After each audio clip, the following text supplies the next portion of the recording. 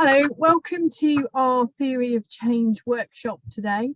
I'm going to use the next few slides to take you through three related concepts, which I think will be useful, and in particular, some of which will be picked up by some of our later speakers.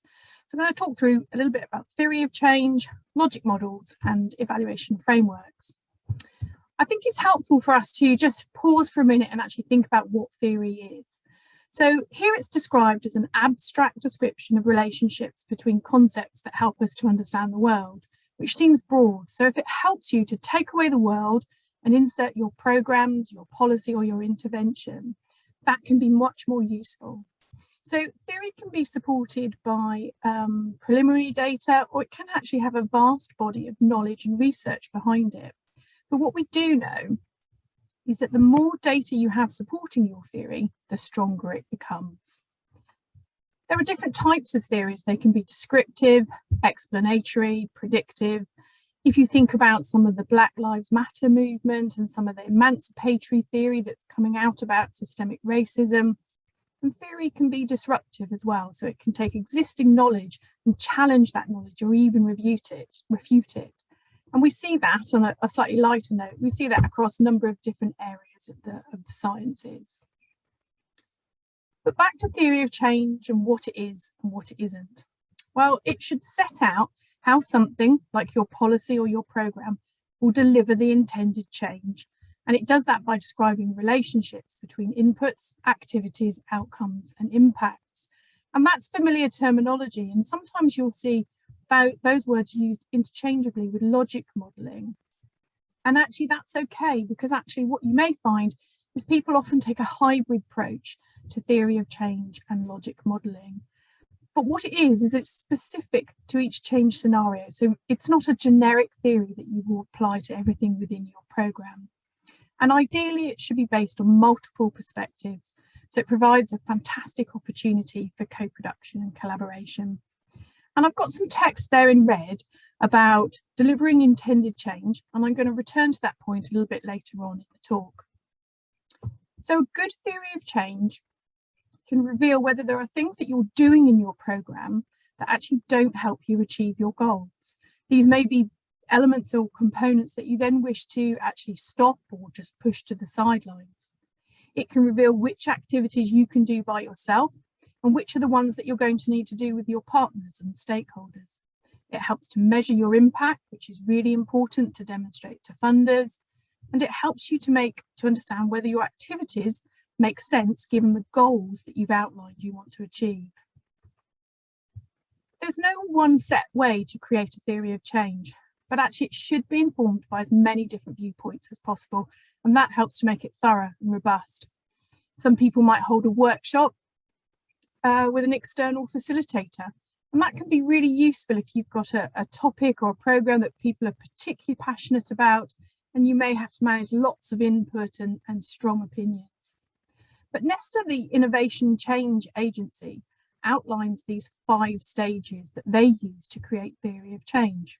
They talk about identifying a realistic goal, working backwards to think about your outcomes, thinking about the links between the outcomes and thinking about causes and effects, working out which of your activities are going to demonstrate those outcomes, and thinking about if there's anything else that you're going to need for your intervention to work.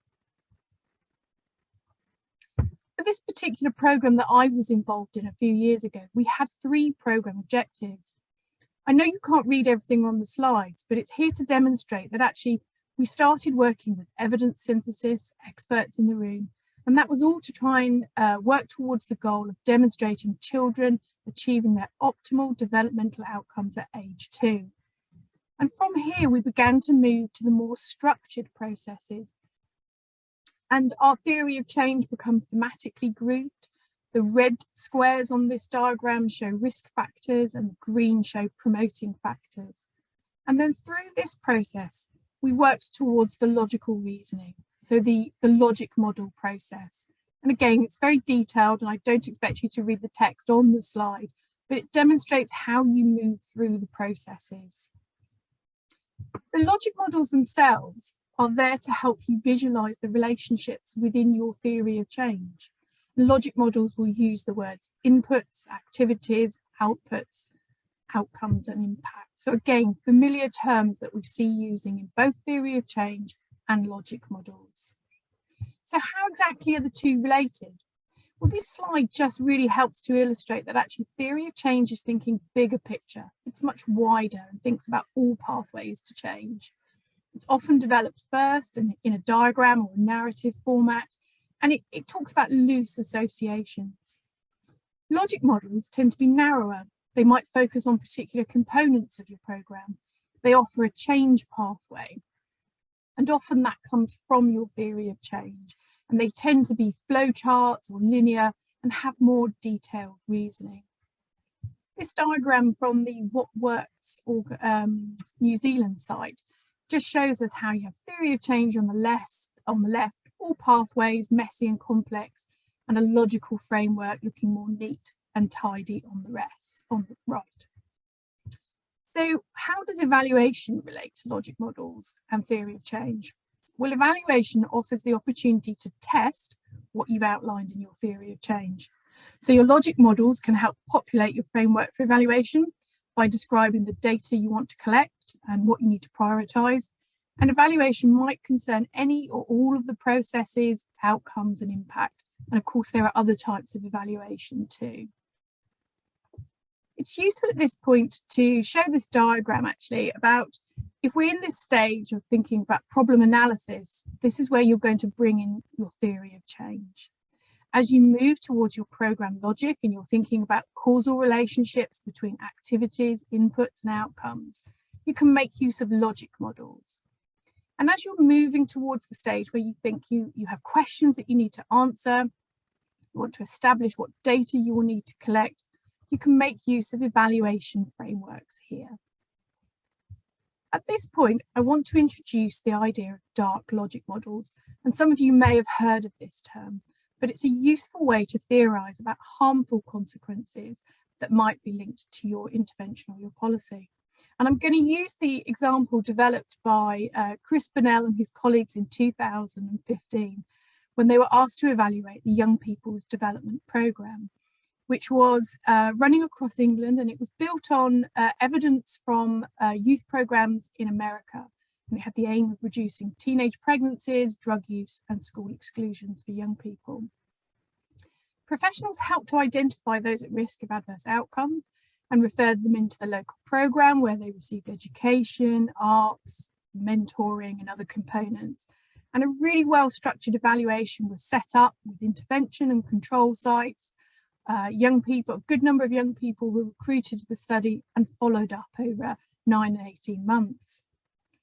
But actually, rather than finding the positive outcomes they expected, what the evaluation found was that there was nearly 4 times as many pregnancies among the girls in the intervention group than the control, 3 times as many young people engaging in sex, and over twice as many young people were truanting from school. So for those of you who may have worked in young people's programs, there are often challenges to keeping people in those studies and following them up. But even with waiting, the odds ratio of the adverse outcomes was increased.